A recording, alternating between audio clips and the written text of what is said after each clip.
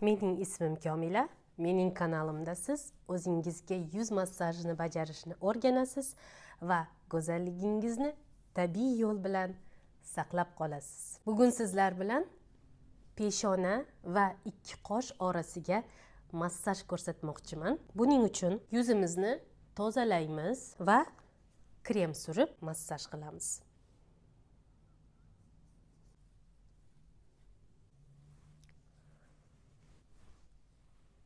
Mimik harakatlarimizni boshqara ololmaganimiz uchun peshonamizda mana bunaqa harakatlar biror narsaga qiziqish yoki xafa bo'lish natijasida biror narsa bilan diqqatimizni olgan bo'lsa, biror narsa haqida o'ylanib turgan bo'lsak, bilmagan holda mana shu harakatlarni bajaramiz. Natijada bu yerdagi mushagimiz spazmga kirib qoladi va qotib qolishi natijasida shu yerga ajinlar tushadi. Buni tabiiyki oldini olsa bo'ladi, yo'qotsa bo'ladi massaj yordamida. Boshladik.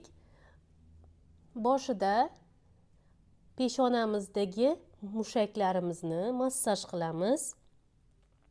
Mana sochimiz boshlangan qismdan mana shunaqa ozgina bosim ko'rsatib massaj qilamiz. Va asta-sekin pastga tushamiz.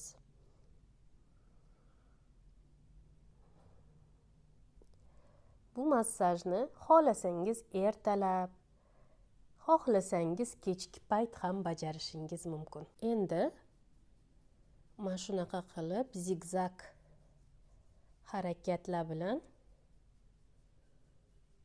massaj qilamiz barmoqlarimiz bilan.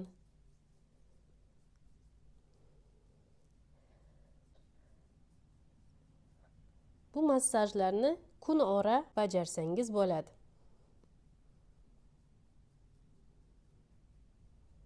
Mana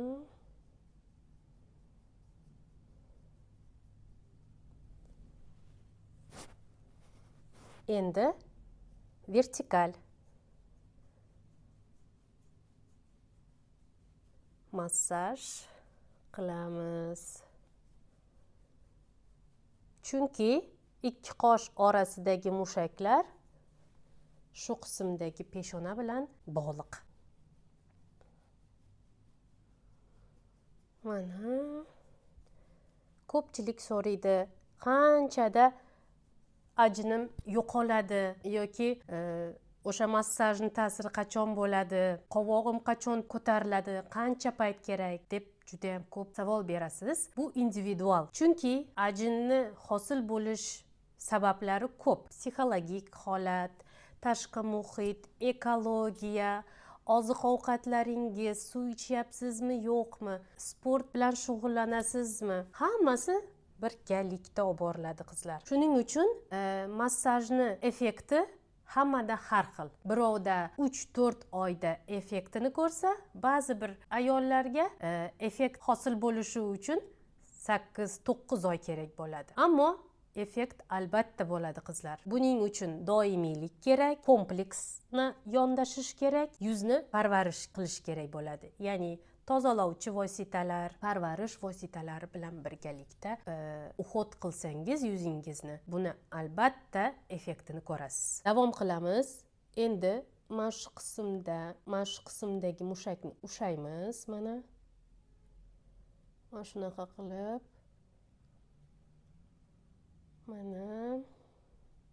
mana shunaqa qilib tutamiz.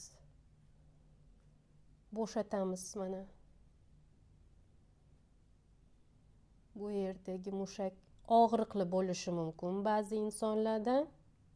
Demakki, u yerdagi mushak juda ham qotib qolgan. O'shaning uchun og'riq beradi. Endi mana shunaqa qilib massaj qilamiz.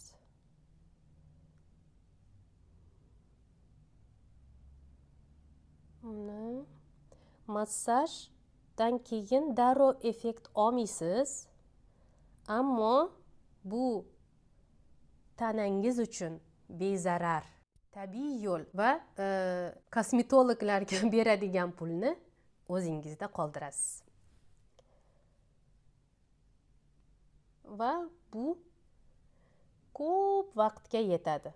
Masalan, filler, botokslarni ta'siri 4-5 oy bo'lsa, buni ta'siri uzun va bezarar. Faqat sizdan doimiylik, ya'ni buni odat qilib kirgizsangiz hayotingizga, so'ngra bunga alohida vaqt ajratishingiz kerak emas. Shunchaki odat bo'lib qoladi. Va chiroyli odatlardan biri. Endi barmoqimizni mana shunaqa kruchok holiga keltirib,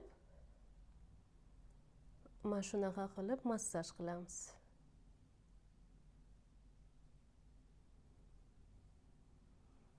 Massaj nafaqat yuz teringiz uchun, balki psixoemotsional holatingiz uchun ham ijobiy ta'sir ko'rsatadi. Kayfiyatingizni ko'taradi, tinchlantiradi va o'zingizga bo'lgan mehrni, sevgini oshiradi. Endi mana shu harakatlar bilan massaj qilamiz.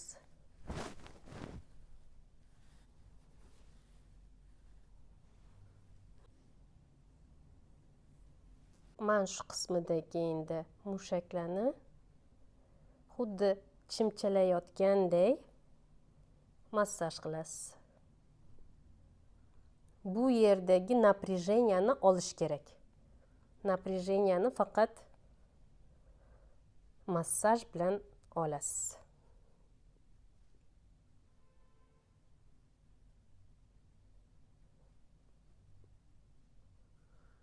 Mana bu massajni mana shu harakatlar bilan tugatamiz. Xuddi mana tortasiz mushaklarni yon tarafga. Mana